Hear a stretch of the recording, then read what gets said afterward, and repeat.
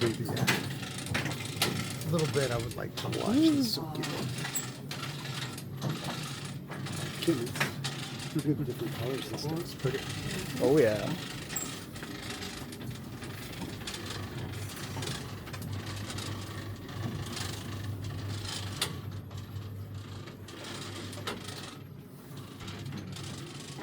Alright, so it's gonna be a smooth ride from now down. So everything you see around you and everything you've seen this far was made in this eruption that happened about 4,500 years ago. So you can imagine while this was an active eruption, the magma is pumping up from underneath you, shooting out of the opening that we went through. That lava flies through the air, lands around the crater, flattens and solidifies. So here we can see quite well the building blocks of the crater or peak we just hiked up on. So for the longer the eruption lasts, the more lava is able to stack on top and making these craters or peaks higher and higher. But not all the lava is able to escape to the surface, and that's why we have these smoother vertical layers. So the lava also splashes on the insides, and with every pulse of lava it creates one pancake layer of just chocolatey, almost like rock.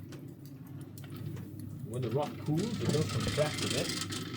Where it wasn't able to stick to the wall, it healed up at the end of the eruption and fell down immediately after the eruption ended. And if you now look over to this side as well, you can notice that the layers are getting a bit more dense. We're entering solid basalt. So that's because somewhere around here is thought to have been the ground level prior to this eruption. So we finished traveling through what was made, and now we're going to go through older layers of former eruptions in the area, essentially reaching a depth of 50,000-year-old layers. And if you look over here, you can also see quite nice formations. Oh, wow. This is kind of what's left of the original inner wall. So when the eruption ends, the magma drains back down into the ground and is leaking down these walls, solidifying at the same time. If you think about the lava behaving a little bit like candle wax. It's leaking and cooling at the same time, and then it freezes like this. So it's not formed with time like regular stalactites. And you on this side can look over It's like there a band across there. and see quite the fissure that you're in is opened up quite nicely. So up there on the other side used to be another outlet where this was active, but it closed before the eruption ended. So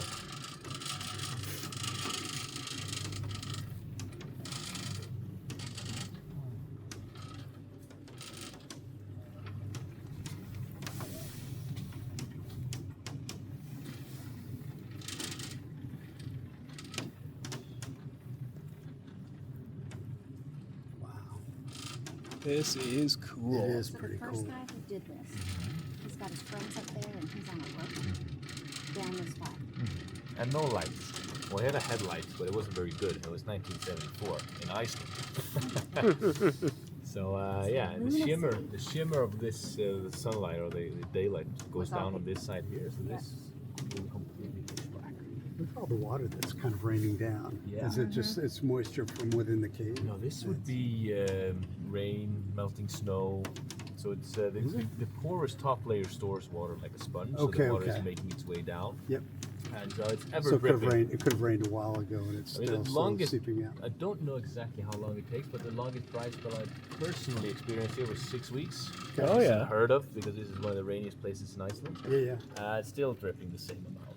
So Wow. it's always a little bit more in springtime. And when autumn comes, it's a bit less because we had maybe a few dry days during the summer.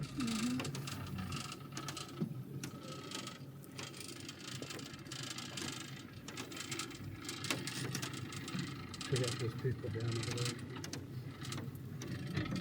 It's really cool seeing all the sulfur deposits. Yeah. That's one of the unique things because every lava cave has them, obviously, but they're washed off. Exactly.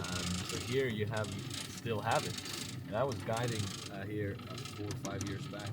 One of the geologists that discovered these sulfur layers, and he'd never seen them naturally made. He was only able to see it recreated. And when he came here, 74 years of age, he was very happy. Well, yeah, you would have thought that the kind of the incoming kind of groundwater and whatnot would have washed it, but yeah. Water would have been leaking down that wall over there, where you see the tear marks. Yeah. And then some rocks have fallen out, and water's only dripping from the ceiling now. So preserving it. Yeah. What's that really dark hole that's up there? And now we're landing, so I will leave the questions now to Alex here. He will answer everything you want to know.